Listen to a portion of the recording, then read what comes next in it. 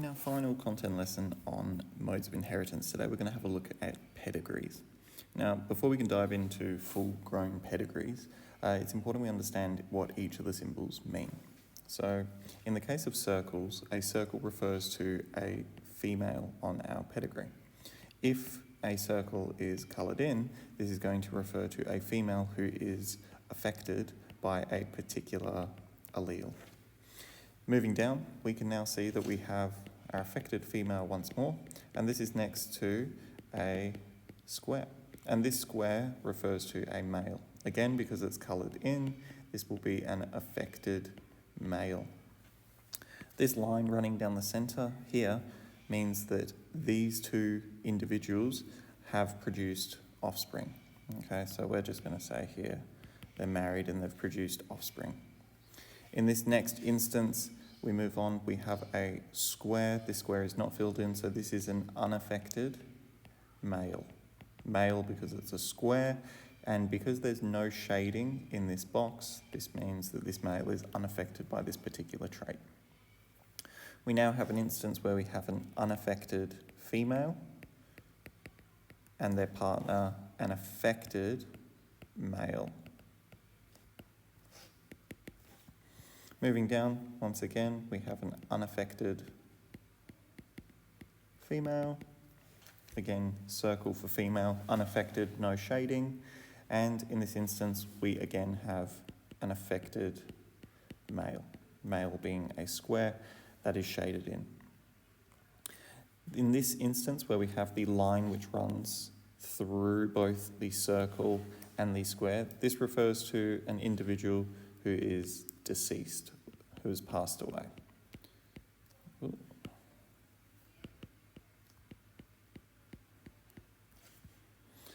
In this instance, and we'll contrast it to our next slide in a second, we have two individuals who originate from the same point.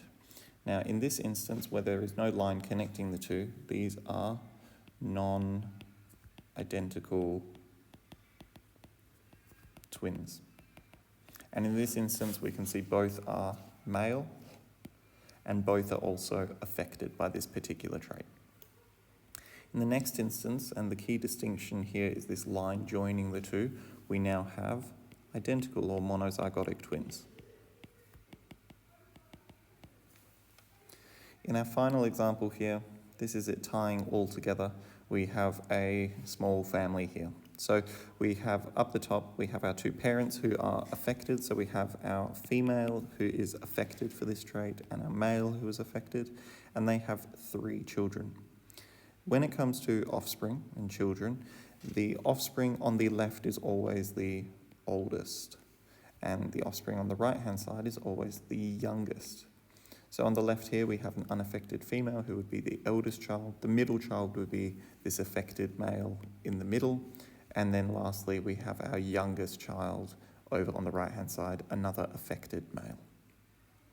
So now that we have a bit of an understanding of what these symbols mean, we're going to go through some quick rules to help us identify whether or not a trait is recessive or a trait is dominant. So our first rule here is if a trait skips a generation, then it must be recessive. So skips a generation must be recessive. And we can see this in our diagram where our first generation, we have a female who is affected. No one in the second generation is affected. No one in the third generation is affected. But then when we get to our fourth generation, we have 2 individuals who are once again affected.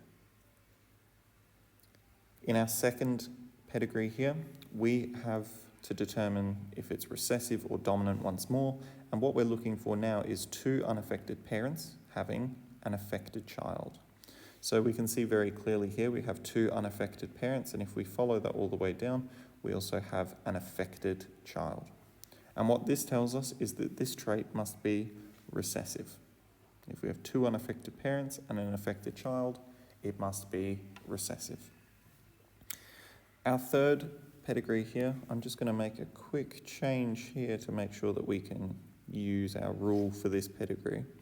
But our rule for this pedigree is as follows. If we have 2 affected parents, namely our 2 parents up the top here in generation 1, and if they have an unaffected child. So in this instance, we can see one unaffected child here. This trait must be dominant.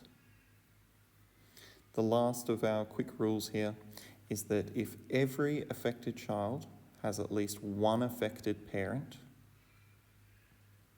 then it is going to be most likely a dominant trait. Another way of saying this is if it doesn't skip any generations, if it's present in every generation, it's very likely to be dominant. So now that we have an understanding of some of our symbols and some of our rules, we're now going to jump down into having a go at drawing a pedigree ourselves. Now, something that I really like to do when I'm drawing pedigrees is have a number of highlighters ready so that I can highlight each generation in the text of the pedigree before I draw it. Now, when I'm highlighting, I'm only going to highlight the individuals within this family, and I'm going to try and group them by their generation.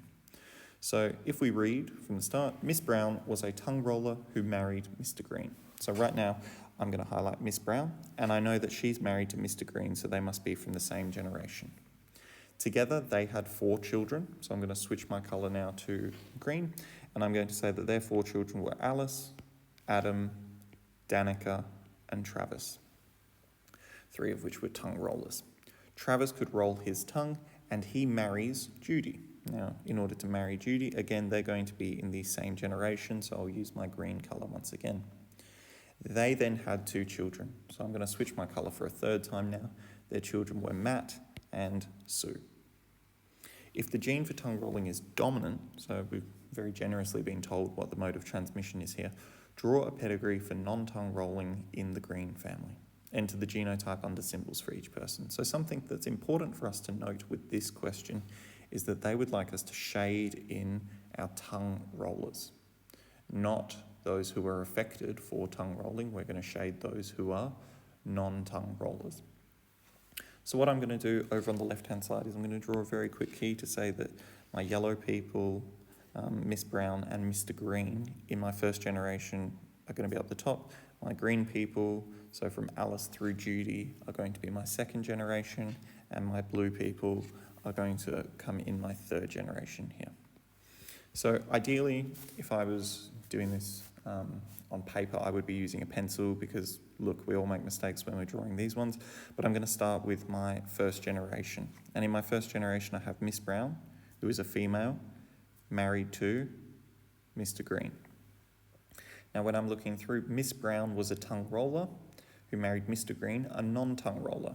Now, in this instance, I'm colouring in or shading for my non-tongue roller, so I'm going to shade in Mr. Green. Together, they had 4 children, and so I draw a line coming down from Miss Brown and Mr. Green, and we draw 4 lines, all equally spaced. In this instance, because of the way the question has presented each of the children, it is safe for me to assume that Alice, the eldest, would come first, hence I'm drawing her on the left-hand side. Adam, 2nd, male. Danica, 3rd, female. And Travis, 4th, male. Of these, we know that 3 were tongue rollers, with Adam, the 2nd male, being a non-tongue roller. Because we're colouring for our non-tongue rollers, I'm going to shade in Adam here. We then know that Travis, the 4th child, the male on the right-hand side of the 2nd generation, marries Judy. And together they have 2 children. And their children are firstly Matt, followed by Sue. And we're told in the passage that while we don't know what Matt is, we do know that Sue was a non-tongue roller. So we can once again shade in Sue. Now, before I finish with my pedigree, there are some really important things that I need to fill in. Number 1, I'm going to represent the generations with Roman numerals on the left-hand side of the pedigree, followed by representing a number for each individual in a particular generation below. And what this does is it provides me with really useful coordinates to determine particular individuals within our pedigree. Now, this question has also asked us to enter the genotype under the symbols for each person. Now, before I do that, I'm going to write myself a little key. And my key is going to appear, in this instance, in the top right-hand corner. So for individuals who are unaffected by tongue rolling, who are non-tongue rollers, we are going to represent them using unshaded squares, as we have done in the pedigree. So this is going to be for my unaffected individuals. When I have a shaded circle and a shaded square, bit of a rubbish square, these are going to be my tongue rollers. So those are my phenotypes. In brackets next to it, I'm also going to include my genotypes. So in order to be unaffected for a dominant trait, in this case, so for my non-tongue rollers, you know what? I've gotten them mixed around here. We'll fix that very quickly. So my tongue rolling being the dominant trait, but we're colouring in for non-tongue rollers. So these are going to be my non-tongue rollers here, or my unaffected. And my top individuals are going to be my tongue rollers. So now back to the genotype once more. My tongue rollers have a dominant trait. So these unshaded individuals, meaning that they can either be homozygous dominant or they can be heterozygotes. On the other hand, my non-tongue rollers we know must be homozygous recessive, as they do not feature the tongue rolling trait, and the tongue rolling trait must be dominant. So instead of writing the genotype below the symbols for each person, what I'm going to do in this instance is I'm going to write it just above, and I'll use my red pen here. So if I know my non-tongue rollers are all homozygous recessive, I can very quickly go and fill in each of those individuals. Now, how do we determine some of our other individuals?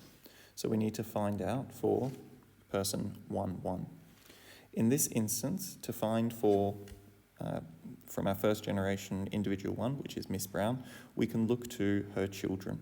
And we can see that if each of her children inherit one recessive allele, which they must do from Mr. Green, then we know that each of her children must have at least one copy of the recessive allele. What this then means for us is that the affected individual, must be heterozygotes, namely, they have inherited a dominant allele from Miss Brown. So we can fill in these individuals here. Now, using this information to help us out, we can determine what Miss Brown was. So Miss Brown, we know, must have passed on a dominant allele to her first, third, and fourth child, and she must have passed on a recessive allele to her second child, making Miss Brown a heterozygote. If we now have a look down in the bottom right-hand corner of our pedigree, we can see that we have our father, 2-4, marrying a woman, 2-5, and producing an affected child. Now that we know that our father was a heterozygote and has produced an affected child, we know that the mother must have a heterozygous genotype as well, so that our other children can inherit each of those traits, namely 3-2, inheriting both a recessive allele from the parents, but the issue comes when we're trying to identify 3-1, because in the case of 3-1, they may be either homozygous dominant and receiving one of the dominant allele from each of their parents, or they may also be heterozygous. So what we'll do is we'll leave both genotypes there, as we're unable to determine who or what the genotype is for this particular individual.